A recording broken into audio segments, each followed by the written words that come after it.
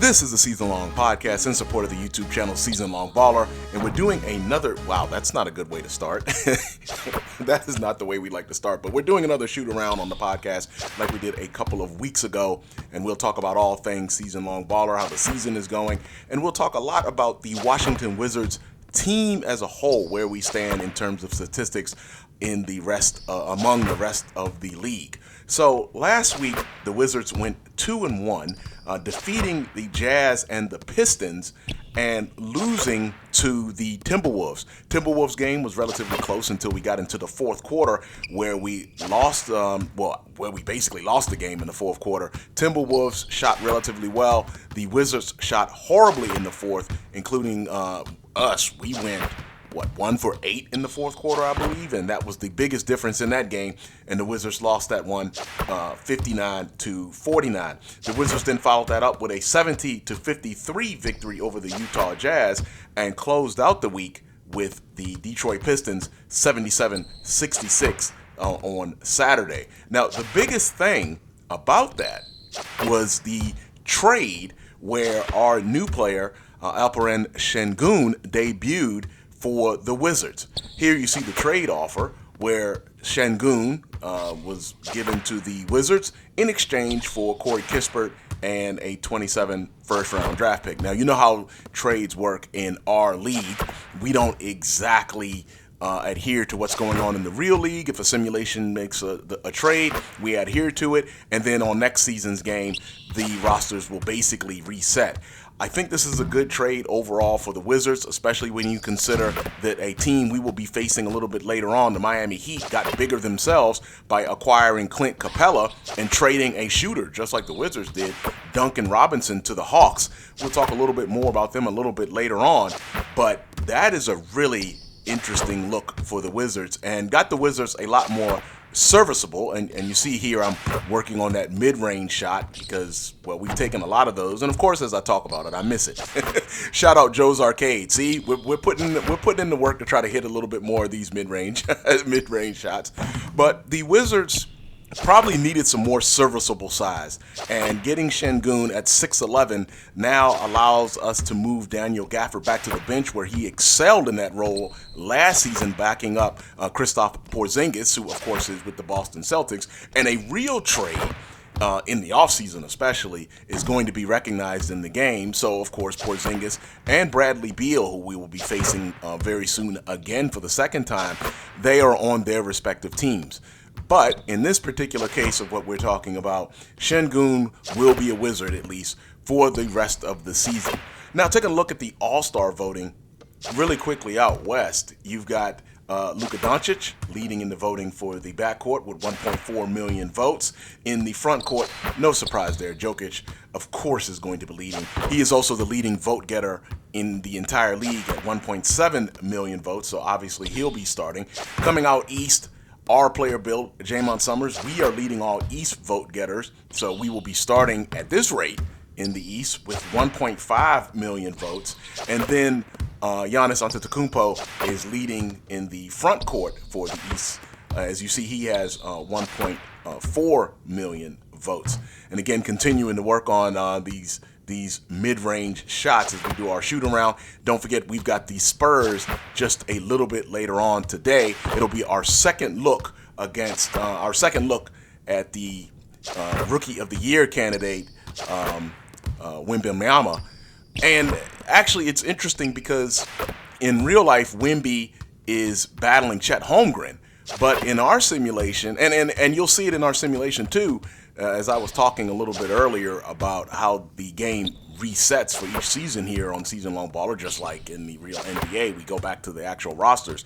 Chet Holmgren for us finished third in the Rookie of the Year voting on 2K23 because he was healthy the whole season last season for the Oklahoma City Thunder. So behind Jaymont Summerz and the actual NBA Rookie of the Year last season, Paolo Banchero, Chet Holmgren finished third. So I guess Holmgren kind of gets to double dip because he is right now in our simulation running second for Rookie of the Year behind Wemby. And we'll get our look again at Wemby in just a little bit later on. Now, again, looking at that trade, as you see here, Wizards again trading Kispert and a 27-round first-round pick for Sengun to the Rockets. We haven't faced the Rockets yet, so we will be seeing Kispert twice more this season. So, again, taking some more of these mid-range shots. There you go, around the free throw line area there. And now, take a drive to the left here, and a long shot around the top of the key. You see that's from 20 feet. And again, shout out to Joe's Arcade. And again, stepping back a little bit now, taking some longer shots. Now, taking a quick look at Wizards statistics, some of the team stats this season. We'll blow through these pretty quickly.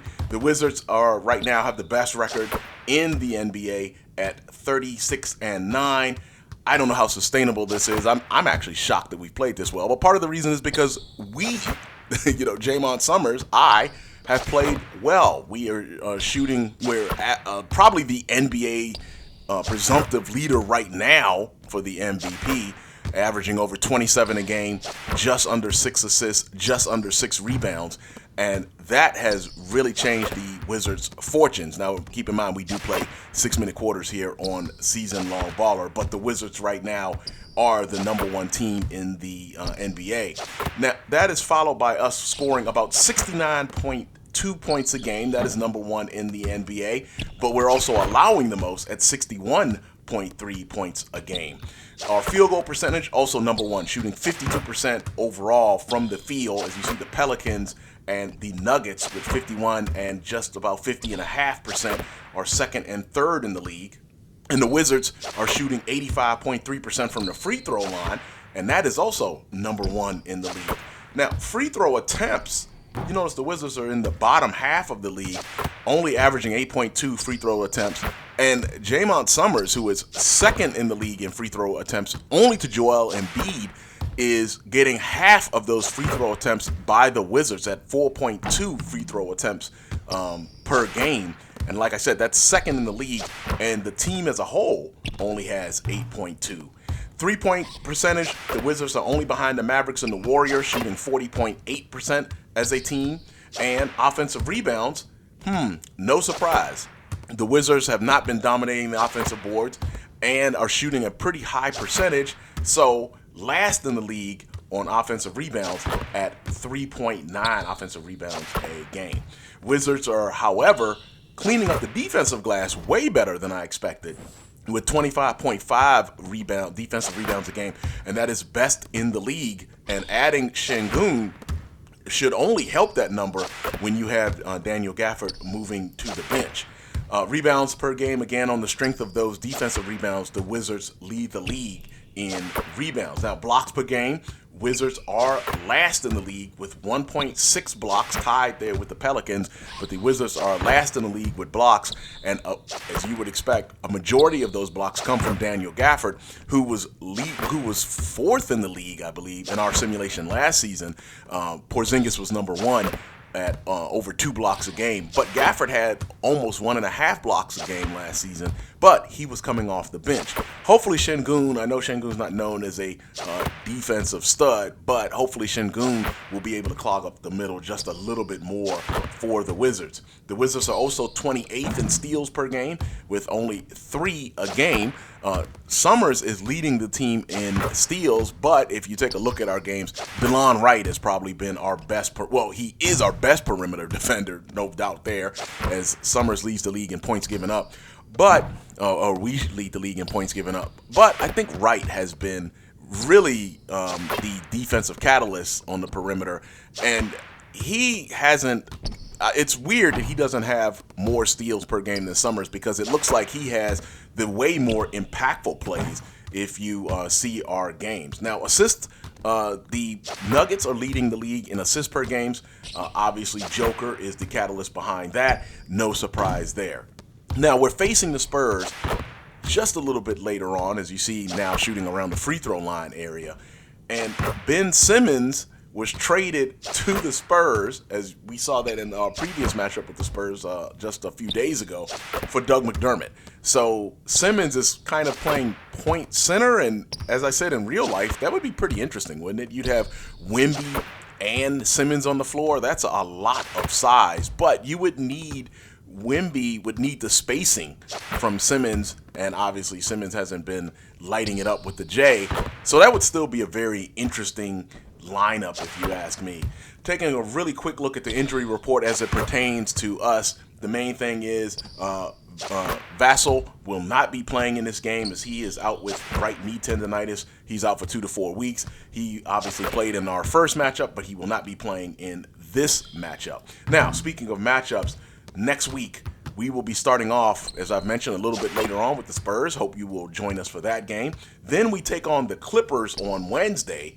On Friday, we get our second meeting with the Miami Heat. Early November, we lost to the Heat, and our Southeast Division rivals have a 1-0 lead on us in the season series. That's been the only matchup. That matchup took place in Miami. And then we take on the Phoenix Suns on next Sunday. Interesting there because the first time we played the Suns, obviously we'll be facing Bradley Beal for the second time, our former teammate here with the Wizards. And that was an overtime victory for the Wizards. So a very thrilling game there. And we'll have that one linked in the description below. You definitely have to check that game out, as that was probably one of the best games of the season for the Wizards. And again, the Wizards pulled that one out against Phoenix in overtime. Now, taking a closer look at this Miami Heat matchup that we have coming up on Friday. The Wizards right now are 36-9. The Heat are 31-14 and are currently third in the Eastern Conference, behind the Wizards and behind the New York Knicks. Currently, the Heat have a 4-game winning streak. The Wizards have won 2 in a row after taking that loss to the Timberwolves. And as you also see, Wizards 9-1 in their last 10. The Heat are 7-3. This game will be taking place in D.C. The last one took place in Miami, and you see Miami's 15-8 on the road, while the Wizards are 16-5 at home. And finally, even though they have Clint Capella and Bam Adebayo, the Heat only have 25.6 rebounds a game. We have 29.4 rebounds a game. But I'm telling you, when we actually take on the Heat, it's going to probably look a lot different. I'm sure they're going to get their licks in on the glass.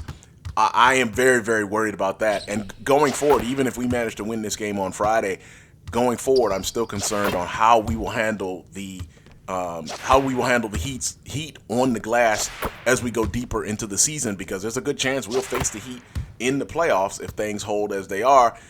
Maybe they'll be the team we run into in the Eastern Conference Finals. Last season, the 3 seed was Cleveland, and that's who we ran into in the Eastern Conference Finals. All right, so taking a quick look again, Spurs later on today. Hope to see you there. Then we take on the Clippers on Wednesday, the Heat on Friday, and the Phoenix Suns on Sunday. That's going to do it for this edition of Season Long Baller. Hope you've enjoyed Season Long Podcast number 45. Hope you've enjoyed us doing that shoot around. I like doing the shoot around. What do you think of that? Go ahead and hit me in the comments below if you like when we do these shoot arounds. And we will see you again later today against the San Antonio Spurs. That's it for Season Long Baller. Peace.